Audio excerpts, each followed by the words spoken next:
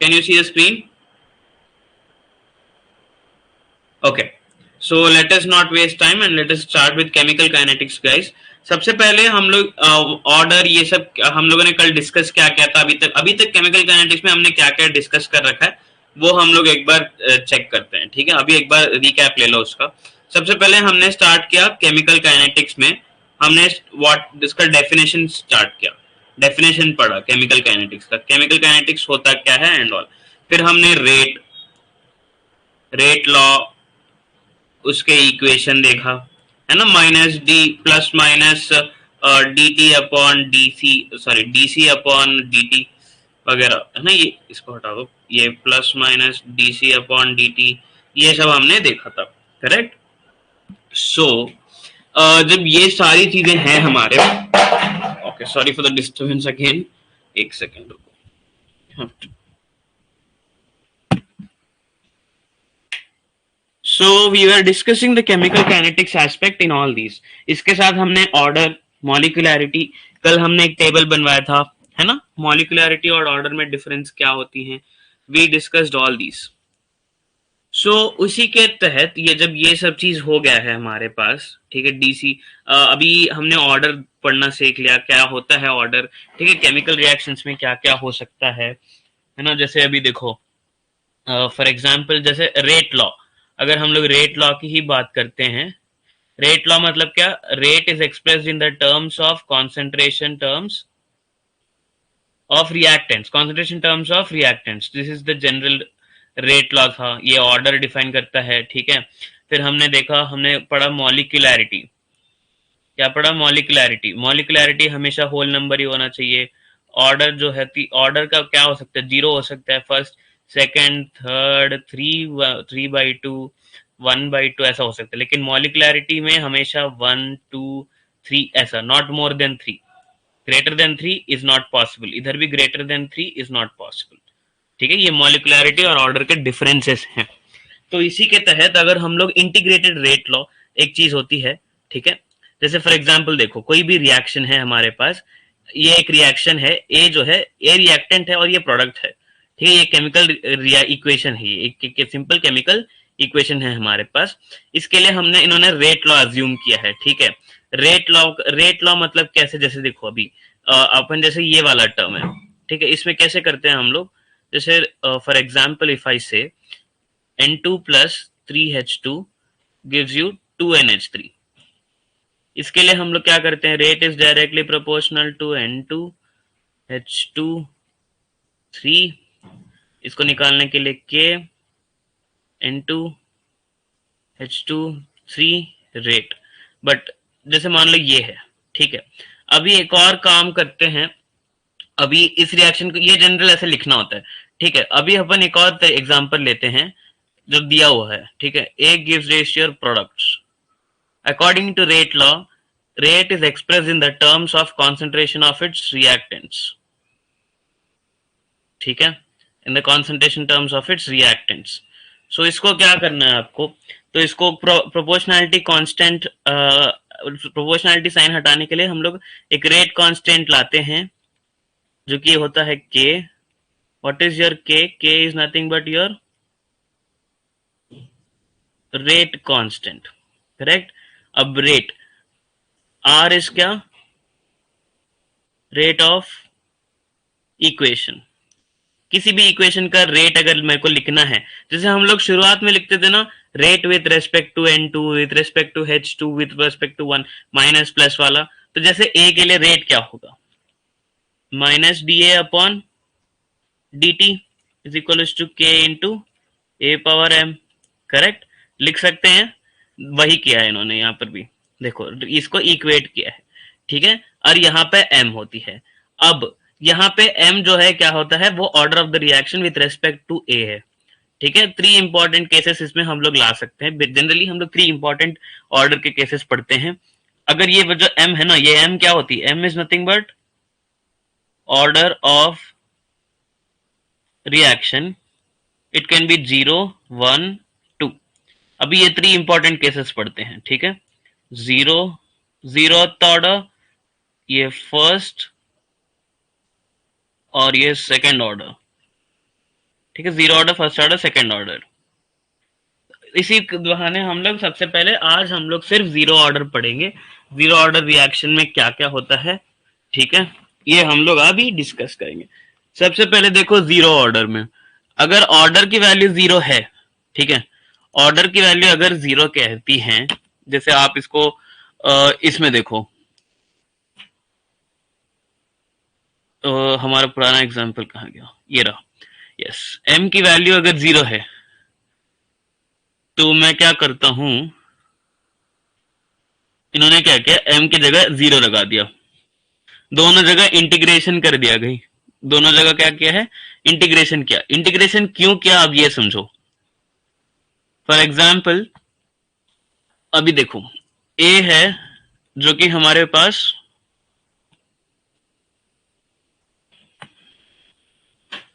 Okay, something mistake is happening, yes, ए जो है हमें प्रोडक्ट्स दे रहा है, ठीक है, r that is nothing but minus d A upon d t equals to k into a power m, that is nothing equals to k into a power 0 if m is equals to 0। और ये कौन सा, zero order. तो guys anything के power zero is one, clear, anything के power zero is nothing, कुछ नहीं होता है, वन होता है आंसर उसका, ठीक है, anything power zero is one ना, तो सिंपल, तो इसको उन्होंने के ही रखा है, और इधर क्या किया है, माइनस डी ए अपॉन, इस माइनस डी ए को इधर ही रखा है और डी टी को उधर ले गए, तो इसको अपन ऐसे लिखते हैं, minus d A is equal to K d t, integrate, integrate, दोनों जगह इंटीग्रेशन कर दिया। अब इंटीग्रेशन करने के बाद देखो क्या आया, D A D T, D A मतलब बेसिकली कॉन्सेंट्रेशन ही होती है, ठीक है, इंटीग्रेशन जीरो, नीचे जीरो लिमिट और ऊपर टी लिमिट, मतलब जीरो सेकेंड्स पे, जैसे देखो इनिशियली जीरो सेकेंड होती है ना, जीरो सेकेंड, वन सेकेंड, ऐसा ऐसा ऐसा, फिर टी सेकेंड, तो ऐसे टाइम जा रहा है, तो जीरो सेकेंड यानी इनिशियल पे कॉन्सेंट्रेशन है सी जीरो और टी सेकेंड्स के बाद का कॉन्सेंट्रेशन है सी टी, क्लियर, जीरो के जीरो सेकेंड यानी इनिशियल स्टार्टिंग पे कॉन्सेंट्रेशन है सी नॉट या सी जीरो, और टी सेकेंड्स के बाद कॉन्सेंट्रेशन है c t, that is nothing but your after time t, correct, after time t. तो इसको सॉल्व करने पे आपको, इस पूरे को सॉल्व करने पे आपको क्या है, k is equal to c naught minus c t upon t, और ये जो t है ये है टाइम टेकन, ठीक है, टाइम क्या है और जितना टाइम लगा ये रिएक्शन होने में वो वाला, और सी नॉट जो है इनिशियल कॉन्सेंट्रेशन, सी टी जो है आफ्टर टाइम टी का कॉन्स्टेंट, और के तो आपको पता है रेट कॉन्स्टेंट। तो गाइस अब इसमें से देखो K t is equals to c naught minus c t, अब आप जब फिजिक्स में ग्राफ्स पढ़ते हो, ठीक है, y is equal to m x plus c का ग्राफ नाम सुना है कभी, y is equal to m x plus c, y is equal to m x minus c, यहाँ पे m क्या है, स्लोप है, पॉजिटिव नेगेटिव स्लोप्स होती हैं यहाँ पे, है ना, ये सारी चीजें होती हैं यहाँ पे। तो आपको यहाँ पे जैसे अभी इस चीज को सॉल्व करते हैं अपन, इंटीग्रेट करने के बाद क्या मिला आपको, इंटीग्रेट करने के बाद c naught minus c t upon t, that is k t is equal to c naught, that is k t is equal to c naught minus c t, clear, c naught minus c t. अब मेरे को after t time का concentration अगर मेरे को चाहिए, after t time c t का concentration मेरे को चाहिए, तो सी नॉट माइनस के टी, सी नॉट माइनस के टी, तो इसको क्या करेंगे आप खुद देखो, इसमें से मेरे को सी नॉट चाहिए माइनस के t is equal to c t, इसको मैंने इधर ले गया, इसको ले गया इधर, ठीक है, y is equal to m x plus c, ये एम एक्स है, y is equal to m x plus c, देखो ये आपका y एक्सिस हो गया, ये आपका x एक्सिस हो गया, सॉरी ये आपका m x और ये आपका c कोऑर्डिनेट, जैसे ये आपका टी, ये वाई एक्सिस में, ये एम एक्स और सी। एम क्या है? स्लोप है, नेगेटिव स्लोप है, तो ग्राफ कैसी होगी? ऐसी ग्राफ होगी। बिकॉज क्यों? M is negative slope. अगर आपके फिजिक्स के ग्राफ्स अगर आपके स्ट्रांग है, क्लियर, अगर आपके फिजिक्स में आपने जो इंटीग्रेशन और फिजिक्स का ग्राफ स्ट्रांग है तो आप लोग ये आराम से समझ आ जाएगा, ठीक है। एम एक्स प्लस सी, अगर यदि ये पॉजिटिव होता, अगर if it was positive slope, तो कैसे होता? स्ट्रेट, डायरेक्टली प्रोपोर्शनल में नहीं, कुछ है कौन, तो ये होता अगर ये पॉजिटिव स्लोप है, ठीक है। ये तो डायरेक्टली प्रोपोर्शनलिटी कांस्टेंट है, इसको तो हटा दो। ये नेगेटिव स्लोप, ये पॉजिटिव स्लोप, ये बहुत बेसिक चीज है कि आपको पता होनी चाहिए, क्लियर। ये हो गया आपका फर्स्ट ऑर्डर पे।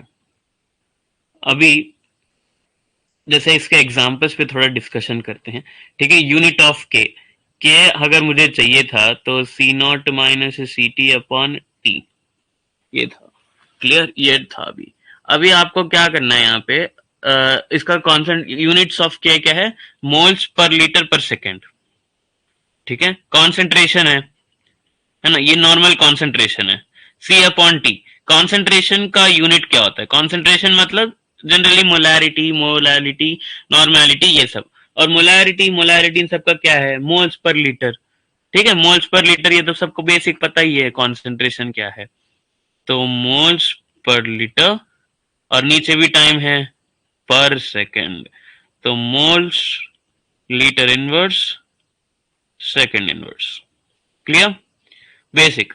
अभी time for completion c naught upon k, अगर हाफ टी हाफ चाहिए मेरे को, ठीक है। फॉर एग्जाम्पल इसको हटा दो, T half, half life. Half life मतलब क्या होता है? सबसे पहले देखो, हाफ लाइफ मतलब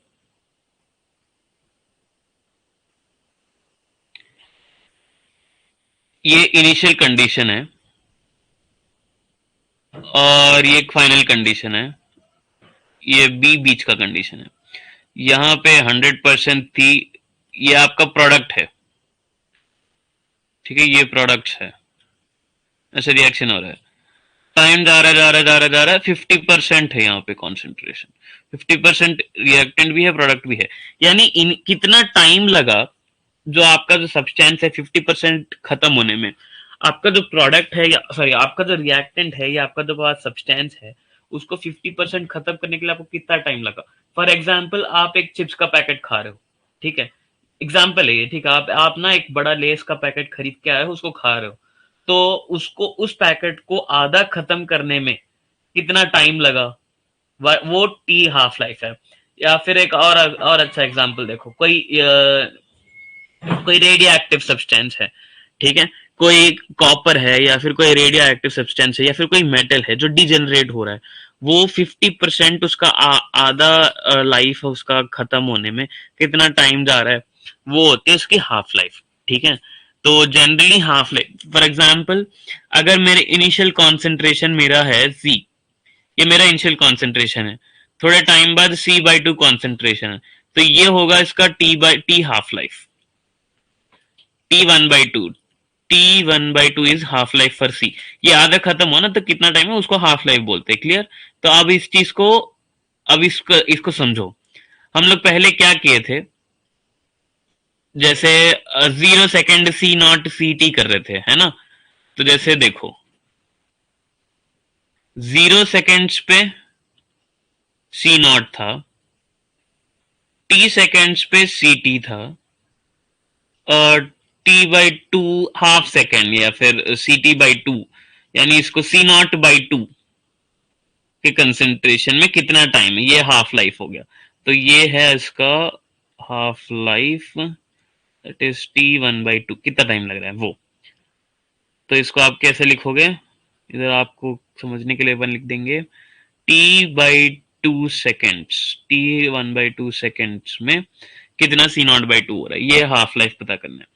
तो आप सीधा लगा दो, ठीक है। इसको पता करना है, जैसे देखो 0 सेकेंड्स पे सी नॉट, टी सेकेंड्स पे सी टी था उसका कॉन्सेंट्रेशन, अब C0/2 कॉन्सेंट्रेशन हो गया, तो कितने टाइम पे हो रहा है, यानी इनिशियल का आधा हुआ है, तो कितना टाइम, कितना सेकेंड हो रहा है वो निकालना है आपको।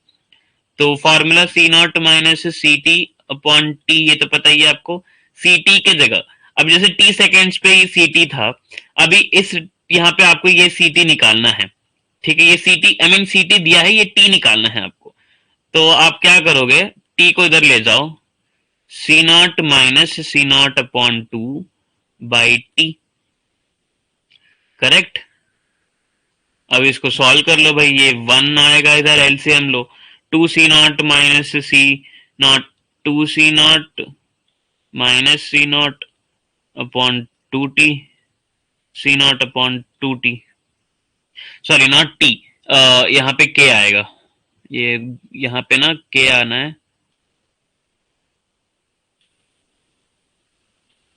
के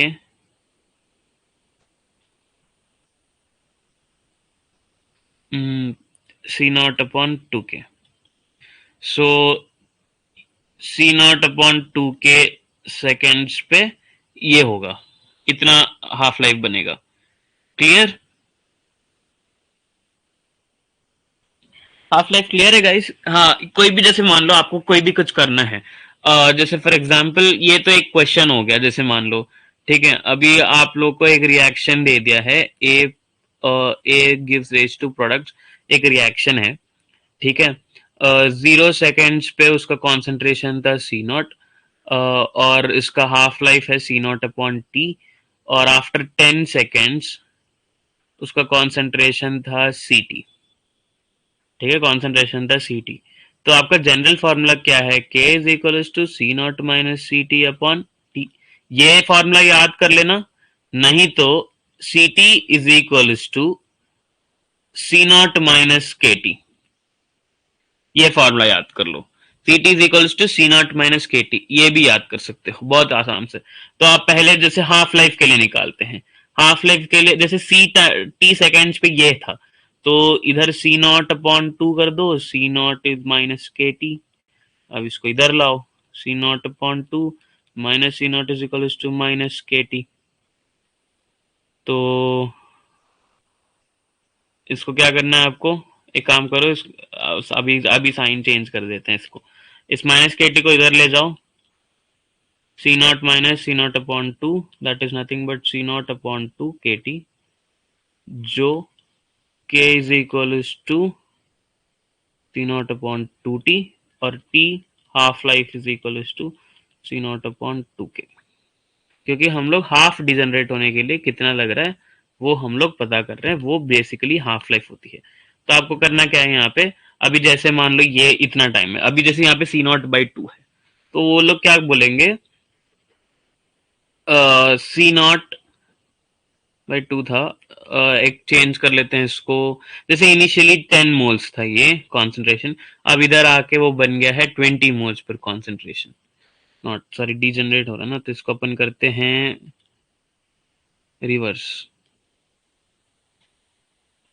for example initially c naught के जगह पे आप उसको 20 मोल्स पर लीटर मान लो, और इधर आपको आफ्टर सम टाइम 5 मोल्स पर लीटर हो रहा है, तो आपको वैल्यू समझ में आनी है, और वैल्यू सब्स्टिट्यूट कर दो अपने अपने उस जगह पे, आपका हो जाएगा उसमें। Clear, any questions half life या फिर ऐसे क्वेश्चंस में, जैसे एक और क्वेश्चन है मान लो, ठीक है, ये तो मॉलिक्यूलरिटी आपको डिवाइस करना था, यस एक क्वेश्चन है, 0 सेकेंड्स पे कॉन्सेंट्रेशन था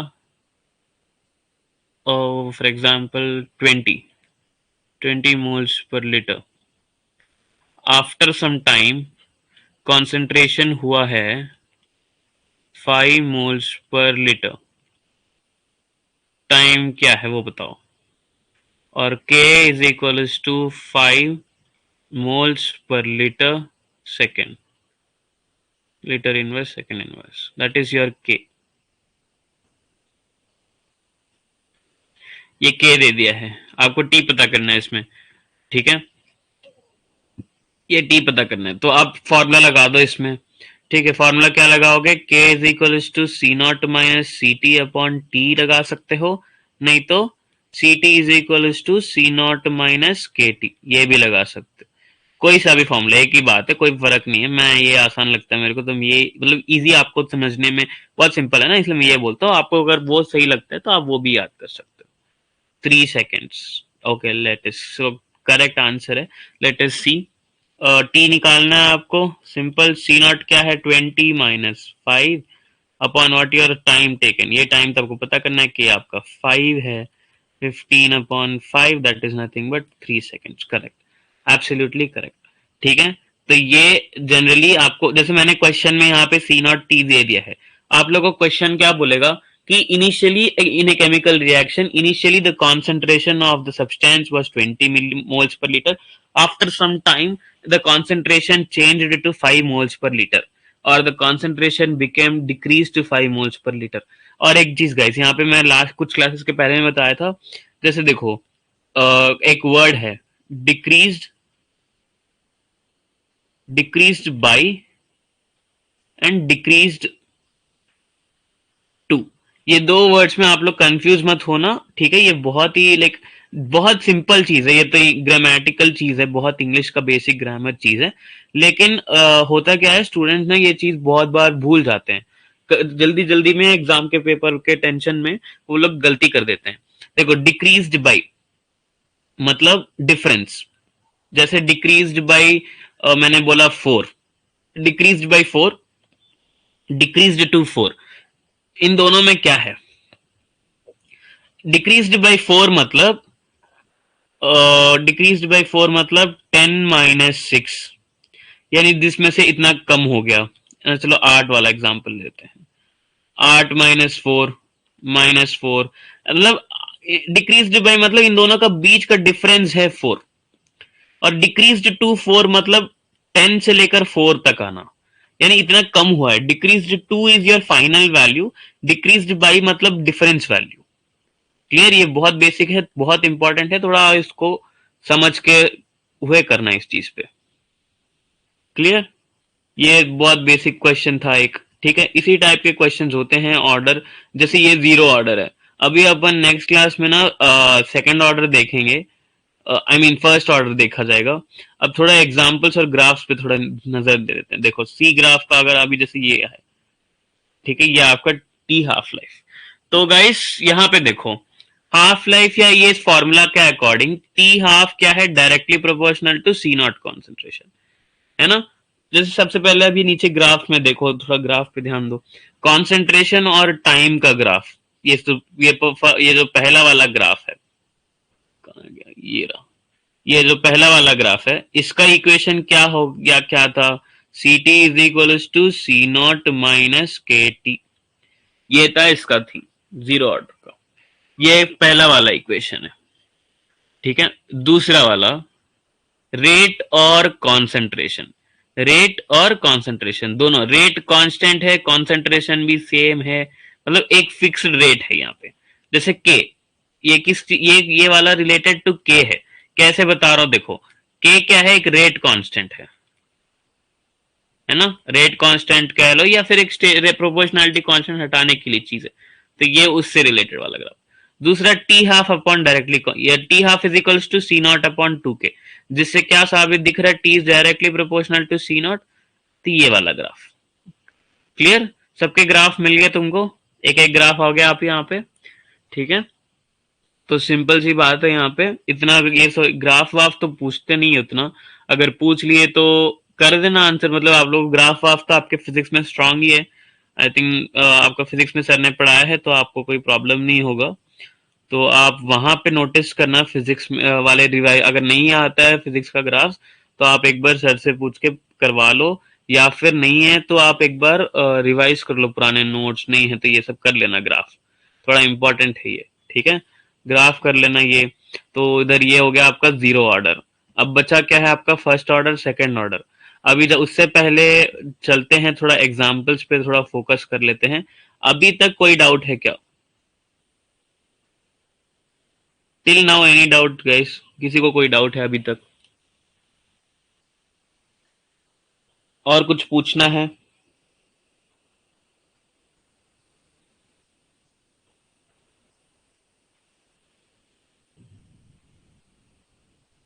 ओके. सो अभी थोड़ा एग्जांपल्स पे नजर देते हैं, ठीक है। जनरली जीरो कुछ क्वेश्चंस जनरली देखो, अभी अपन थोड़ी टाइम पे ना मैं क्वेश्चन पैटर्न बताता हूँ कैसे टाइप के क्वेश्चंस आ सकते हैं। उससे पहले ये वाला थोड़ा देख लो, जैसे जीरो ऑर्डर है, ये generally decomposition of gases on metal surface at high concentration follow zero order kinetics and the rate depends on surface area of catalyst. जिसका जो कैटलिस्ट सबसे ज्यादा साइज का है उसका रेट सबसे ज्यादा होगा, जिसका कैटलिस्ट का साइज सबसे कम है उसका रेट सबसे कम होगा। उससे पहले कहने का मतलब है, जैसे देखो ये HI gas, ammonia gas, H2Cl2 gas, है ना, ये सारी गैसेस होती हैं। तो ये सारी जो गैसेस हैं और सरफेस मेटल सरफेस के ऊपर ये है, ये AU है, प्लैटिनम है ना, ये सनलाइट के पार्ट में है। और ये सारी जो मेटल्स होती हैं बेसिकली, ऐसे टाइप के एग्जांपल्स जितने भी हैं ये सारे जीरो ऑर्डर काइनेटिक्स होते हैं। देखो अगर अकॉर्डिंग टू अगर आप रेट लॉ देखो, ठीक है, अकॉर्डिंग टू अगर रेट लॉ देखा जाए, अगर आपका रेट लॉ वाला फॉर्मूला यूज करें तो क्या होना चाहिए था equation, R is equal to, okay let me take red colour for you. Okay, so according to rate law R is equal to K into PH3 के पावर में 2। ये लिखते हो आप, जनरली स्टूडेंट्स गलती कर देते हैं इधर, ये नहीं लिखना है इधर, यहाँ पे जीरो लिखना है। क्यों? क्योंकि अच्छे से देखो PH3 आपको पता है ये गैस है और यहाँ पे क्या है, निकोल, ये Ni है। ये PH3 गैस जो है मेटल सरफेस पे डिकम्पोजिशन हो रहा है, यहाँ पे क्लियरली दिख रहा है। अगर आपको चलो ये सब भी नहीं, ये कैटलिस्ट का नहीं छोड़ो, ये सब की हटा दो, यहाँ पे गैस है और यहाँ पे इंडिविजुअली डिकम्पोजिशन हो रहा है, NH3 का N2 3 H2 और Cl2 का चलो HCl बन गया, ये पूरा गैस, ये यहाँ पे अलग अलग बन गए हैं, ये सारी गैसेस हैं। तो ये सारी जीरो ऑर्डर काइनेटिक्स फॉलो करती हैं। बेसिकली ऑर्डर क्या होता है ना, कोई भी रिएक्शन किस तरीके से अपना, जैसे देखो हमारे पास है एक रिएक्टेंट, ठीक है, वो बन रहा है प्रोडक्ट। अब ये रिएक्टेंट ये रिएक्टेंट के मॉलिक्यूल कोलिजन कर रहे हैं, क्या है उनके बीच की एनर्जी, ये किस तरीके से, क्या एनर्जी रूट से या फिर किस तरीके से अपने आप में वो कोलिजन्स करते हुए ये कैटलिस्ट के मदद से ये कितने टाइम में ये प्रोडक्ट्स बन रहा है, जीरो ऑर्डर है, फर्स्ट ऑर्डर है, सेकेंड ऑर्डर है, कौन सा ये वैल्यू है, मतलब कैसे निकाला, ये यही बेसिकली ऑर्डर बताता है। तो उसमें हम लोगों ने जीरो ऑर्डर का काइनेटिक्स देखा। तो बेसिकली एग्जांपल्स में दे देंगे आपको 4 रिएक्शन, 1 2 3 4। सबसे पहले ये कि 4 रिएक्शन दे देंगे, इनमें से identify the zero order, which of the reaction follow zero order kinetics. आप लोग को उसमें पता होना चाहिए कि कौन सा जीरो ऑर्डर काइनेटिक्स के एग्जांपल्स क्या है ना, जीरो ऑर्डर के एग्जांपल्स क्या क्या हैं ये पूछ लेंगे आप लोग को जनरली। और बेसिकली केमिकल काइनेटिक्स से कौन कौन से क्वेश्चन आते हैं वो भी डिस्कस कर लेते हैं। देखो इन जनरल में केमिकल काइनेटिक्स से जो क्वेश्चन आ सकते हैं वो होता है सबसे पहला सिंपल रेट पे, रेट इक्वेशन पे। जैसे रेट इक्वेशन मतलब plus minus dc upon dt, है ना। तो ये आपको पता ही है रेट इक्वेशन वाले क्वेश्चन, मतलब कैसा क्वेश्चन होगा, जैसे N2 3H2 2NH3, ठीक है, ये आपका एक जनरल केमिकल इक्वेशन है। तो इसके अकॉर्डिंग रेट इक्वेशन मतलब minus d N two by d t is equal to minus 1/3 DH2 by d t, that is equal to plus 1/2 NH3 by d t. ऐसा रेट इक्वेशन कैसे identify करने का है, ठीक है, इस पे एक क्वेश्चन होगा। फिर दूसरा है रेट लॉ पे, अभी तक हम लोग जो डिस्कस किए हैं रेट लॉ, रेट इक्वेशन हो गया। इसके साथ में ही factors affecting rate of a chemical reaction,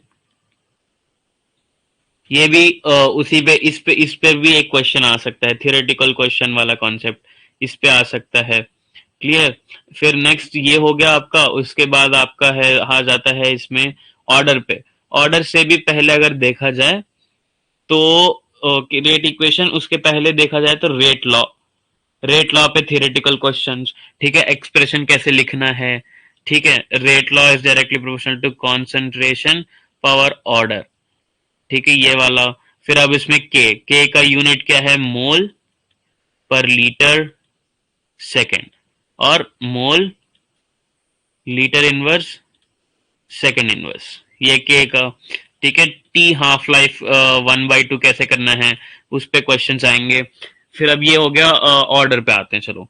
हाँ, यहाँ पे एक और चीज है मॉलिक्युलैरिटी। मॉलिक्युलैरिटी और ऑर्डर, इन दोनों का डिफरेंसेस। मॉलिक्युलैरिटी में मतलब चार रिएक्शन दे दिया, which of the following reaction has highest molecularity. Molecularity मतलब RDS, rate determining step. Rate determining step में कितने मॉलिक्यूल्स ऑफ रिएक्टेंट्स हैं, वो होती है उसकी मॉलिक्युलैरिटी। यानी बेसिकली इनिशियल केमिकल रिएक्शन में, जब केमिकल रिएक्शन की सबसे पहली स्टेप होती है, उसमें कितने सारे मॉलिक्यूल्स टेक पार्ट कर रहे हैं, वो होती है उसकी मॉलिक्युलैरिटी। क्लियर? वो होती है मॉलिक्युलैरिटी। अब वो हो गया तो नेक्स्ट आते हैं ऑर्डर पे। ऑर्डर पे सबको पता है डिफरेंसेस क्या क्या है, ठीक है? Zero order, first order, second order, third order. Formula सबके अलग अलग है, लेकिन जीरो ऑर्डर का रिएक्शन आपने अभी देख लिया है। अभी मैं तुरंत इस नोट्स को मैं अपलोड कर रहा हूँ। आप लोग को क्या करना है इस चीज में, आप लोग को ये सारी जो डेरिवेशन है ना केमिकल काइनेटिक्स की, ये पूरी नोट्स एक बार रिवाइज करो, ठीक है? और मैंने जो हर दिन जैसे बोलता हूँ एनसीईआरटी पढ़ रहे हो, आई होप आप लोग एनसीईआरटी की रीडिंग कर रहे हो। अगर नहीं कर रहे हो तो अभी भी कोई देरी नहीं है, ठीक है? ऑलमोस्ट हार्डली 100 to 150 डेज बचा है आपका नीट एग्जाम के लिए। तो just get be focused on that. कितना डेज है ना? हार्डली बहुत कम दिन बचा है आपका NEET, hardly 120 days I think, not even 120 days. बीच में संडे, आप लोग कुछ दिन त्योहार है, फेस्टिवल्स है, कुछ दिन आपका घर पे कुछ फंक्शन है, कुछ कभी ये सारे डेज तो पढ़ोगे नहीं, तो ऐसे ऐसे करके कुछ डेज हटा दो तो बस हार्डली आपके पास 100 डेज बचे हैं मान लो। तो उस हिसाब से वो डेडिकेशन थोड़ा अपना बढ़ाओ, ठीक है? बीच में अगर कभी भी आपको कोई डाउट हो रहा है, रात में भी कभी भी डाउट हो रहा है, तो आप लोग मुझे मैसेज कर देना। I will be taking your doubts related to my subject. कोई दिक्कत नहीं होगी। बाकी कोई भी अगर आपको कोई दिक्कत आ रही है तो आप लोग पूछ सकते हो, ठीक है? कभी एग्जाम का स्ट्रेस है, किसी को कुछ अजीब सा लग रहा है, आप लोग नहीं पढ़ पा रहे हो, या फिर कुछ ऐसा टिप्स चाहिए, क्या है आपको कोई दिक्कतें हो रही हैं, वो आप लोग मुझसे मैसेज करके आप लोग को जो प्रॉब्लम है वो आप मुझसे डिस्कस कर सकते हो ओपनली। कोई प्रॉब्लम नहीं है, will try to figure out your issues. Main thing आपका है एग्जाम, आपको थोड़ा सा अभी थोड़ा ध्यान दो, और ठीक है अभी थोड़ा मेहनत कर लिया ना, आप अभी थोड़ा मेहनत कर लिया ना, आप आराम से अभी देखो जिंदगी भर आप अच्छे से डॉक्टर बन जाओगे।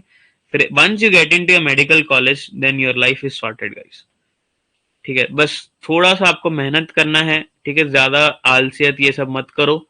अपना हेल्थ का ध्यान रखो। सर्दी अभी खत्म नहीं हो रही। आई डोंट नो आपके प्लेसेस में कैसा है ठंड, but most of the area still in the north it is very cold I guess, right?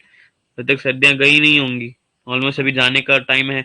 तो बस थोड़ा अपना ध्यान रखना हेल्थ का, कभी बीमार पड़ रहे हो, है ना? ऐसा नहीं करना है, ठीक है? थोड़ा अपना हेल्थ का ध्यान रखो। उस हिसाब से आप अपना अकॉर्डिंगली प्लान करना।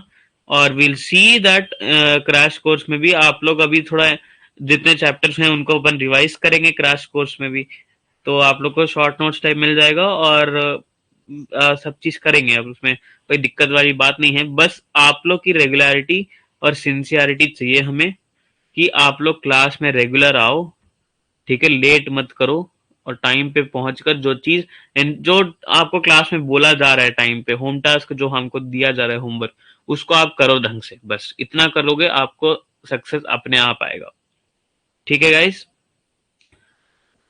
If nothing, any questions you wanted to ask, आप लोग पूछ सकते हो अभी।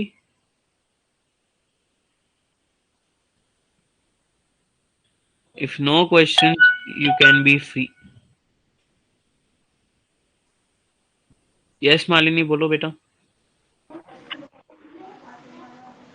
सर मतलब जीरो ऑर्डर अगर रिएक्शन दी है और हाँ। हमें जान जीरो ऑर्डर है, तो मतलब अगर उसमें गैसियस स्टेट में होगा, हम्म। सब्सटेंस जैसे डिकम्पोज हो रहा है, और साथ में मेटल ऐसे कैटलिस्ट होगा, तो मतलब कि वो जीरो ऑर्डर में है। हाँ, गैस की स्टेट नहीं देखना आपको, ठीक है? आपको मेटल डिकम्पोजिशन देखो। जैसे देखो यहाँ पे ये सारी मेटल्स हैं, फॉर ये सारी यूजुअली गैसेस, ये सारी जो कैटलिस्ट है ना, इन सारे ऐसे टाइप के रिएक्शन सारे ही जीरो ऑर्डर होते हैं। क्लियर? और सर वो ऑर्डर जो निकाल रहे हैं फाइंड करने में, तो उसमें थोड़ा प्रॉब्लम हो रही है कंडीशंस के हिसाब से। मतलब कैसा प्रॉब्लम, समझा नहीं मैं आपको। मतलब जैसे हाँ न्यूमेरिकल्स करते हैं ना, तभी उसमें हाँ कभी कभी इसमें से डायरेक्टली भी ऑर्डर रिएक्शन से भी होता है, और हाँ कभी कभी मतलब नहीं समझ आता है कि कैसे निकालना है, मतलब कुछ हाँ। वैल्यूज डिफरेंट रहती है। जैसे कुछ रिएक्शंस के लिए आप मतलब जैसे आर रेट लॉ के वाला जो इक्वेशन है ना, यहाँ पे जो हम्म, ऊपर पावर में होता है ना, ये वाला ये ऑर्डर रिप्रेजेंट करता है, अगर इस वाले केस में है। तो ये सीधा उसका ऑर्डर आप बोल सकते हो, बट हर न्यूमेरिकल में नहीं। अभी जैसे अभी अपन फर्स्ट ऑर्डर, सेकंड ऑर्डर, कुछ रिएक्शंस होते हैं pseudo first order, pseudo second order, तो ऐसे कुछ रिएक्शंस हैं। और ये ऑर्डर का एक एप्लीकेशन भी है, ये अपन डिस्कस करेंगे ना, तो आपको वो भी आराम से उस टाइप के प्रॉब्लम भी नहीं आएगा। आप मेनली वो जो प्रीवियस ईयर क्वेश्चंस वाला है ना, उसमें ट्राई करो, वो वाले क्वेश्चन ज्यादा करना इस चैप्टर पे। ओके यूजुअली रिपीट होते हैं मॉडल्स, तो बस आपको थोड़ा, मोस्ट ऑफ द टाइम वो लोग बस वही करते हैं, जैसे इस साल सीधा पूछ लिया, नेक्स्ट ईयर वो लोग उसी को घुमा देंगे, पर लेकिन पूछेंगे वही चीज, सेम ही पूछना है भाई, उसके बाद भी सिलेबस इतना ही है, वो भी बेचारा कहाँ से क्वेश्चन लाएगा, इतने सारे क्वेश्चन है ही नहीं जो वो बना सके ना। ओके ये तो घूम फिर के वही है, तो बस आप प्रीवियस ईयर वाला ट्राई करो। अभी जैसे अपन सेकंड ऑर्डर वो सब करेंगे ना नेक्स्ट क्लास में, कल के क्लास में ही करेंगे, कल करेंगे अपन सेकंड ऑर्डर और बाकी वाले ऑर्डर्स, कल सारे ऑर्डर खत्म कर देंगे, सेकंड और थर्ड ऑर्डर। तो आप लोग वीकेंड पे न्यूमेरिकल्स ट्राई करना, उस पे बाद भी आपको कोई दिक्कत आती है, then we'll discuss in them in the class, वो क्वेश्चंस क्लास में करेंगे। Okay anything else, any others, किसी को कोई पूछना है, सपना किसी को, एनी क्वेश्चंस?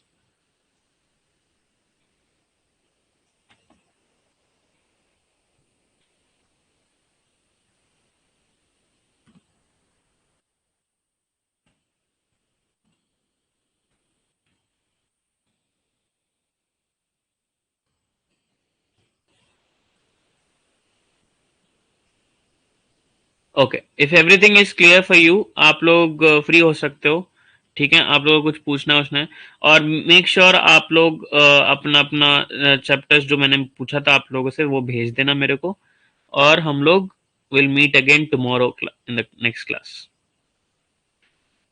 ठीक है, 6:30 पे आपकी नेक्स्ट क्लास है ना, बॉटनी की आई गेस, तो उस क्लास को मिस मत करो। Make sure you are attending the classes regularly. Okay guys,